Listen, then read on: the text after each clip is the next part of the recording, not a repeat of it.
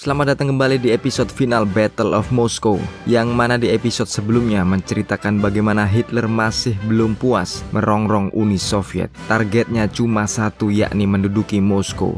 Pertempuran demi pertempuran digelar di waktu yang hampir bersamaan di berbagai front, membuat Soviet terdesak dan terpaksa mengevakuasi sebanyak 10 juta warga Moskow ke arah timur, karena memang pasukan Jerman sudah semakin dekat dengan ibu kota Soviet ini. Hanya satu harapan Stalin untuk membereskan peperangan ini, yaitu memanggil Zhukov dari Leningrad. Dan pada episode terakhir ini akan dibahas bagaimana pelan tapi pasti Soviet bangkit dari keterpurukannya, dengan para jenderalnya yang masih teguh dan menolak menyerah, terutama Georgy Zhukov yang terus menyusun rencana pamungkas untuk bisa mengusir pasukan Jerman dari tanah moyang mereka. Dan sebagai informasi, kalian bisa menonton keseluruhan episode serial ini secara penuh dan gratis di channel YouTube bernama Mosfilm.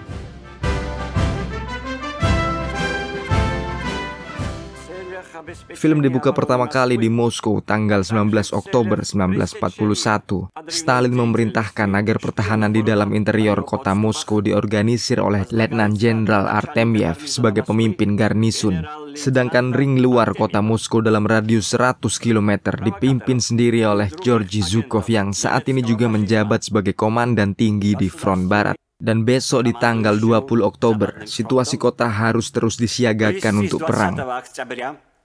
Sementara di luaran kota Moskow, Jerman yang sudah sedemikian mendekat terus melancarkan propagandanya, berusaha menurunkan moral para rakyat sipil yang buta perkembangan perang.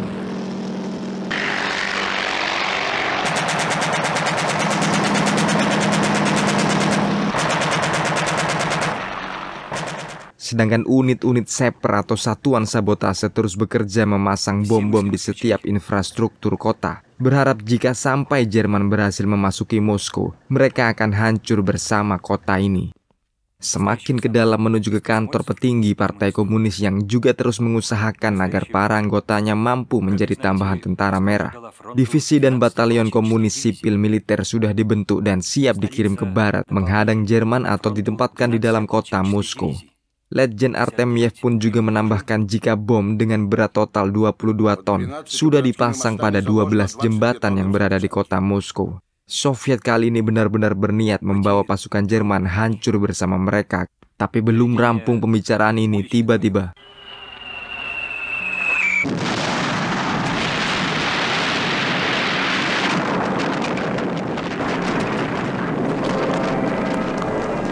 tanggal 29 Oktober 1941, pasukan tank pertama Hans Guderian memulai menyerang dari sayap kiri menuju utara Moskow, hingga mereka berhasil menguasai area Yasnaya Polyana.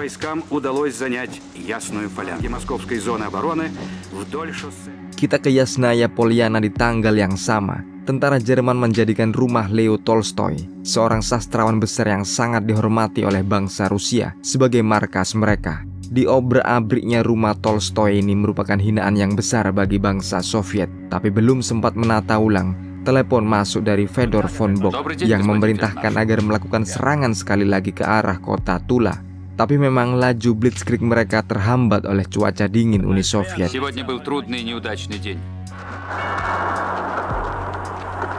Malam harinya di Tula, tentara merah sudah tak bisa dibedakan dengan militan sipil yang terus bertempur tanpa henti. Mereka mengandalkan balistik artileri anti-tank untuk bertahan frontal menghadapi laju panser musuh.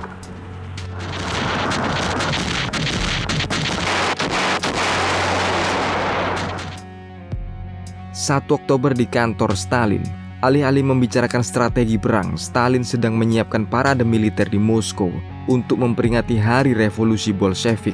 Zhukov sendiri tak bisa menolak pesta prinsipil komunis Soviet ini.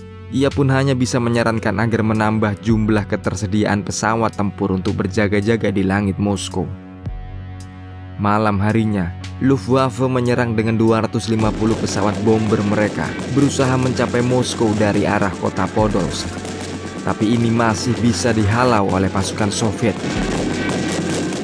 Sehari sebelum peringatan Hari Revolusi, tanggal 6 November, semua perwira berkumpul di depan Stalin mendengarkan pidato resminya. menerangkan jika mereka tak bisa dan tak akan menyerah dari fasisme Jerman. Jika Jerman ingin berperang dengan niat memusnahkan bangsa Rusia, maka Soviet akan menjawab dengan pemusnahan total pula.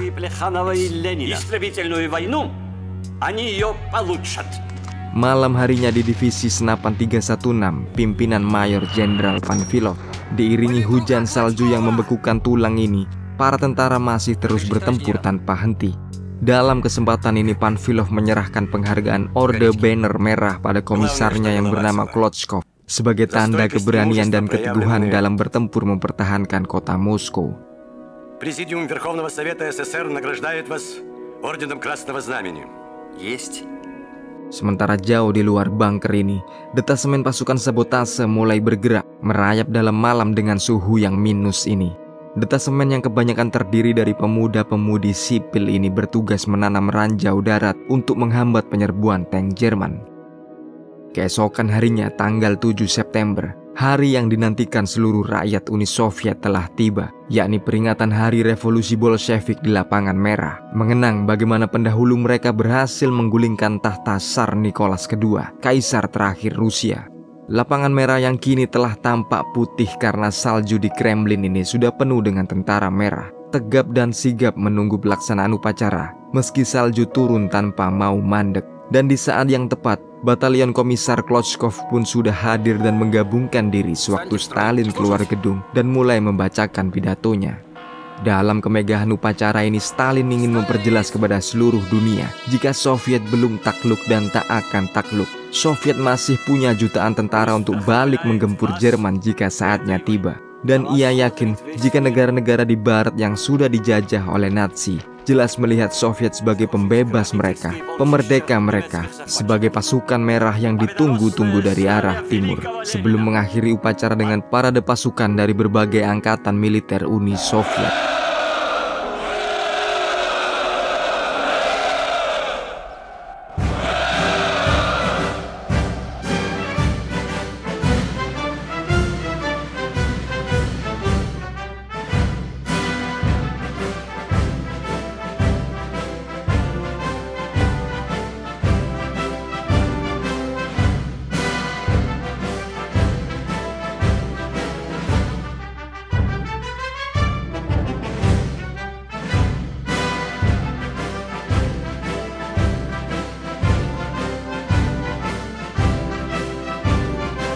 Sementara malam hari dan masih terselimuti dengan hawa dingin, detasemen sabotase ini berkumpul bersama mendengarkan Zoya Kosmodemyanskaya membacakan sajak-sajak komunisme. Zoya sendiri tak pernah menyangka jika di Podolsk, kekasihnya Gusev sudah mati di episode yang lalu.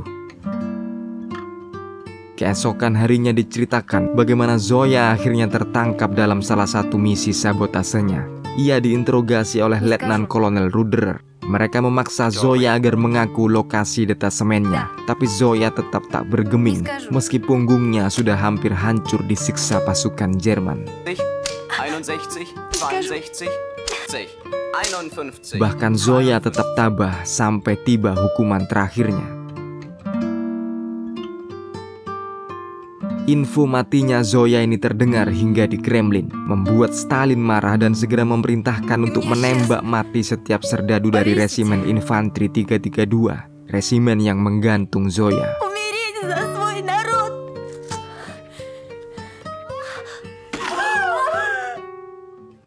13 November 1941 di kota Orsa, para petinggi Wehrmacht mulai membahas parahnya cuaca di Uni Soviet ini. Musim dingin Soviet sangat berbeda dengan musim dingin di Jerman. Fedor von Bock sendiri mengusulkan jika mereka harus semakin mempercepat penyerangan sebelum puncak musim dingin yang membekukan ini benar-benar tiba. Usul ini memang sejalan dengan pikiran Hitler yang pada tanggal 15 November 1941 merilis perintah nasionalnya untuk terus merangsek menuju ke Moskow. Ia menganggap Moskow lah akhir dari peperangan selama 2 tahun ini. Moskwa, это отдых. Maka di hari yang sama pula, sebanyak 1 juta tentara dalam 74 divisi pasukan Jerman memulai pergerakannya kembali menuju semakin ke timur. Mereka diperkuat dengan 1.500 tank dan 11.670 perangkat artileri. Satu target mereka, memasuki kota Moskow. Tapi kengerian penyerbuan ini tak begitu menakutkan bagi tentara Soviet. Lagi pula bangsa Rusia adalah bangsa Rusia. Moskow malah mengirim satuan musisi untuk menghibur sekaligus membangkitkan patriotisme pasukan Jenderal Rokossovski ini.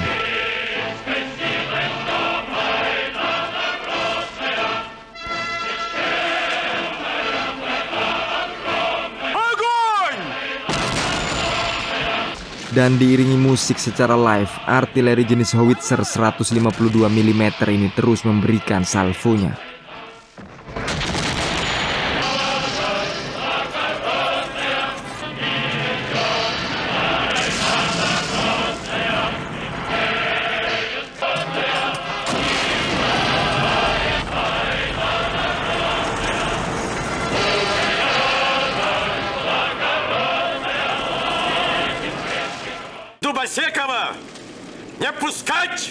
Demikian pula bagi pasukan senapan anti-tank anak buah Komisar Kolchkov ini.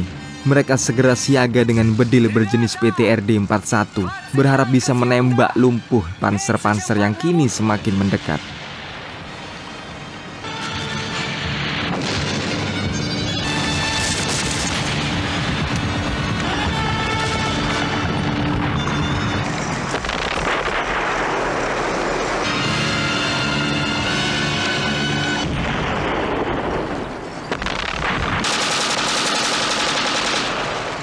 Kolchkov sendiri terluka dalam pertempuran ini.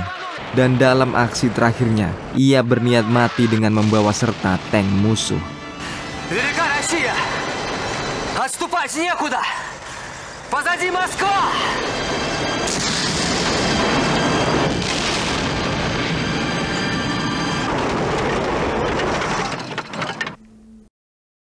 Meski dibayar mahal, ke-20 tank Wehrmacht ini berhasil dilumpuhkan. Beberapa jam kemudian Georgy Zhukov menelpon Rokossovski menginfokan jika seluruh pasukan Panfilov berhak mendapatkan penghargaan banner merah untuk pertarungan brutal ini. Tapi ketika Rokossovski menelpon Panfilov untuk mengabarkan hal ini, salah satu deputinya menjawab jika Mayor Jenderal Panfilov sudah tewas dalam pertempuran. General Panfilov ubit. Sementara di luar, pasukan Jerman masih terus membanjiri Soviet. Sebanyak 7 divisi tank, 3 divisi motor, dan 3 divisi infanteri terus menggebrak Volkolamsk. Wehrmacht paham betul jika Volkolamsk bisa ditembus, jalur menuju ke Moskow akan menjadi semakin mulus.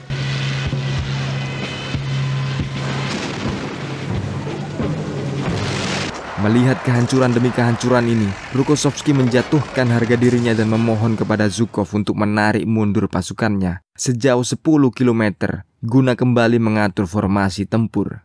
Rokossovski jelas bukan pengecut, tapi pasukannya sudah sekarat dan jika diteruskan pastilah mereka akan musnah total. Tapi Zhukov tetap tak peduli. Stalin di Kremlin sendiri masih ketar-ketir. Ia bimbang apakah bisa mempertahankan ibu kotanya. Zhukov menjawab secara praktikal jika mereka bisa mempertahankan Moskow dengan tambahan 200 tank dan 2 pasukan infanteri atau setara dengan 100 sampai 200 ribu serdadu. Beberapa jam kemudian di Krasnaya Polyana, jarak 25 km dari Moskow, pasukan grup tengah Wehrmacht khususnya divisi motor sudah berhasil melintas santai. Fedor von Bock sendiri pun sudah sampai di kota ini. Ia segera mengamati kota Moskow dari teropongnya yang kini sudah hampir bisa diraihnya dengan sangat-sangat mudah. А теперь покажите мне в бинокль Москву.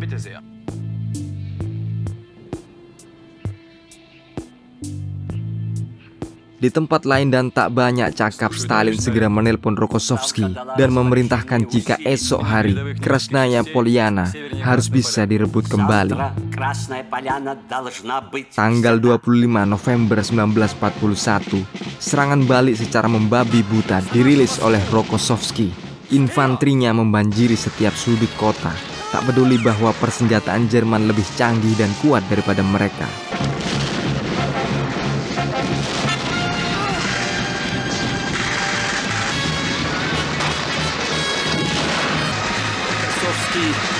Стремительной контратакой выбил противника из Красной Поляны.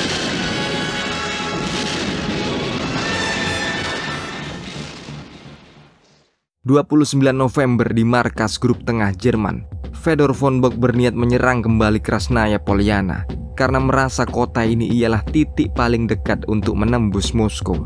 Ia mengira cukup dengan satu gebrakan saja, Krasnaya Polyana pasti bisa diduduki kembali. Sedangkan di saat yang sama, Zhukov merequest persetujuan Stalin untuk meluncurkan serangan baliknya yang jauh lebih besar dan brutal daripada serangan balik Rokossovski. Belum bisa menjawab, Stalin segera mengkontak Marshal Shaposhnikov yang kini sedang sakit parah. Shaposhnikov sendiri setuju dengan strategi Zhukov. Ia pun dengan rela memberikan pasukan cadangan untuk dikomandoi oleh Zhukov. Tanggal 1 Desember, Zhukov menerangkan pada semua bawahannya jika mereka akan melaksanakan gerakan counter-offensive pada tanggal 6 Desember. Untuk serangan balik ini, Lel Yushchenko mengungkapkan kunci pertempuran ini ialah dengan bertarung jarak dekat dan membatasi manuver panser musuh. Tapi belum selesai taktik tempur dibicarakan, telegram masuk menginfokan jika kini Jerman sudah menggebrak kembali dan menuju ke kota Kubinka. Jerman menggunakan formasi panah di sini, formasi V, formasi klasik kavaleri baja Wehrmacht. Sementara Soviet tetap bertahan semampunya dengan barisan artileri kaliber besarnya.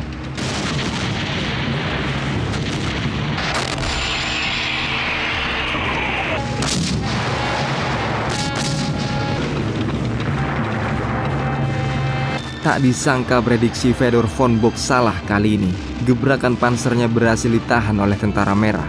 Moskow masih berdiri kuat.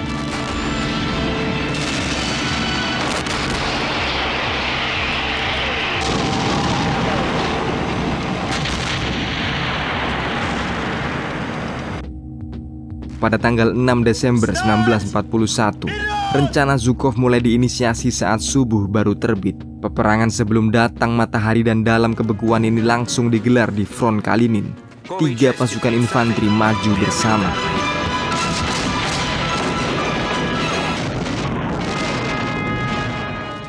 Dan ketika hari sudah terang, Moskow segera merilis skuadron demi skuadron pesawat fighternya.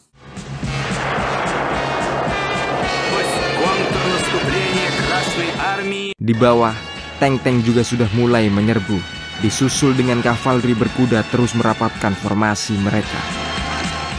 Akhirnya, mereka dengan mudah mengusir mundur tentara Jerman yang sudah kelelahan ini, kelaparan, dan tentu saja kedinginan.